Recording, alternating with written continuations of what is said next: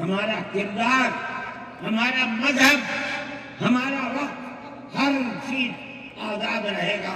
مسلمان جس طرح چاہے گا اپنی زندگی گزارے گا، اپنے مذہب کو سینے سے لگا کر زندگی گزارے گا۔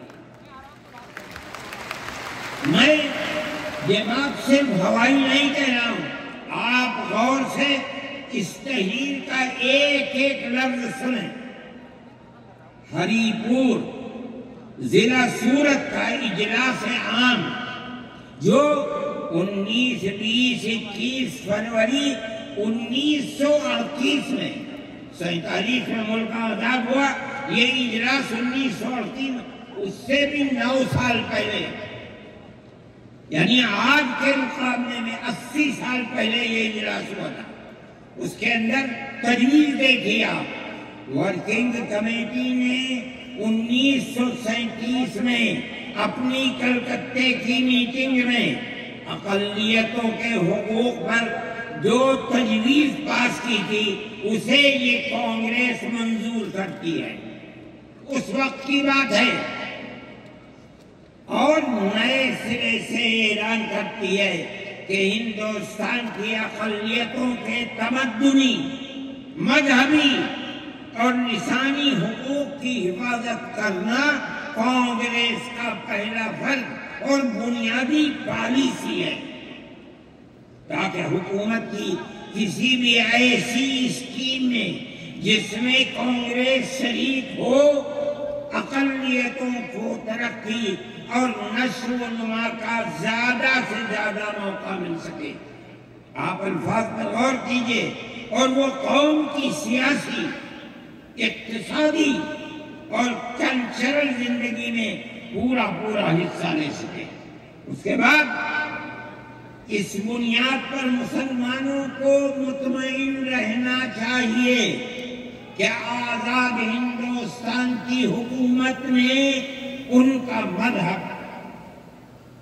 مذہبی فرائض، اذان، نماز، جمعہ، عید، روزہ، حج، زکوٰۃ، مذہبی تبلیغ، مساجد، مقابر، قربانی، مذہبی جلوس، مذہبی جلسے وغیرہ جملہ مذہبی رسوم اور مذہبی ادارے محفوظ ہوں گے، اور اسی طرح ان کی تہذیب و تمدن، ان کے تعلیمی ادارے، خانقاہیں، امام باڑے، عیدگاہیں، تکیے، کربلائیں، آثار قدیمہ، اوقاف وغیرہ سب محفوظ ہوں گے، اور اسی طرح ان کی زبان، ان کی شاعری، رسم الخط وغیرہ سب کے سب آزاد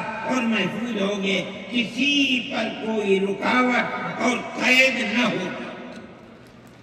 جو میں آپ سے کہہ رہا ہوں، آپ دیکھیے، یو پی کانگریس کا شائع کردہ election board National Herald press Lucknow 1946 کے اندر، شاید 10 فروری ہے جو میں نے نقل کیا ہے، وہ مٹا ہوا تھا، اس کے اندر یہ بلیٹن شائع ہوا ہے۔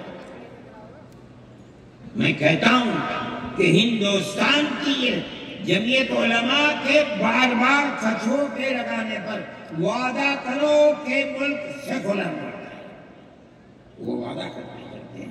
میں آج آپ سے پوچھتا ہوں کہ اس میں سب سے پہلی چیز ہے کہ مسلمانوں کا مذہب اور مذہبی فرائض محفوظ رہیں گے۔ آج میں پوچھتا ہوں، ملک کی آزادی کو 70-80 سال ہو رہے ہیں، بتائیے کیا محفوظ ہے مسلمانوں کا؟ آپ مذہب محفوظ ہے مسلمانوں کا؟ کیا آپ نے مسلمان مذہب کا مسئلہ قرآن و حدیث سے ثابت ہے؟ آپ جو کچھ کر سکتے تھے آپ نے نکاح اور طلاق کے اندر کر دیا، مذہب کا معمول ہے۔ آپ کی حکومت اتراکھنڈ میں ہے، آپ یکساں سول کوڈ یعنی کوئی تعلق مسلمان کا مذہب سے نہیں ہوگا. گورنمنٹ جو قائم کرے گی اس کے اوپر مسلمان کو چلنا ہوگا. کہاں کا سیکولرزم ہے؟ کیا مسلمان اس پر اطمینان کر سکتا ہے؟ آپ کی زندگی اور آپ کی حکومت کا بنیادی ناپاک پتھر یہ ہے کہ مسلمان کو اپنے مذہب سے آپ دور کر دیں. کیا آپ اسے قبول کریں گے؟ یہ آج کی حکومت کا یہ مسئلہ ہے. مذہبی فرائض کہاں کے آپ زندہ رہ گئے؟ آج آپ نے مسئلہ بنایا ہے کہ اتراکھنڈ کی ریاست اور شہروں کے اندر مسلمان جو 50 سال سے آباد ہے آباد بھی نہیں رہ سکتا. یہ آپ کا کردار ہے، یہ تصویر ہے اور ناپاک تصویر ہے.